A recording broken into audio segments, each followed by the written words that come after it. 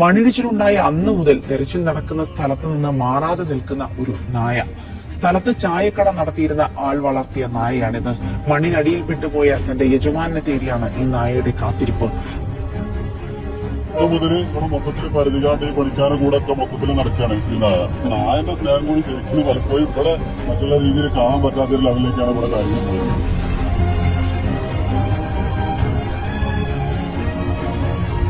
മഴ പെയ്താണ് അങ്ങനെ അതിൽ പോയിട്ട് ഈ ആളുകളെ കൂടെ നായ വീണ്ടും പോരാണ്. കരയാൻ വരുമ്പോ വീണ്ടും കരയാ. അപ്പൊ എത്രത്തോളം അതിന് അതിന്റെ യജമാന്മാരെ മിസ്സാവുണ്ട് എന്നുള്ളത് നമുക്ക് ഒന്ന് ഇത് നേരിട്ട് കണ്ടാൽ തന്നെ മനസ്സിലാവും. ചില ഭാഗത്തേക്ക് ഇത് കൂടുതലായിട്ട് പോകുമ്പോൾ നമുക്ക് തോന്നുകയാണ് അവിടെ ഉണ്ടാവും എന്നൊരു തോന്നൽ, നമുക്കുള്ള ആളുകൾ ഉണ്ടാവും എന്നുള്ളൊരു തോന്നലുണ്ടല്ലോ. എല്ലാം കൊടുത്ത സ്ഥലങ്ങളിലേക്കാണല്ലോ കൂടുതലും അടുക്കുക.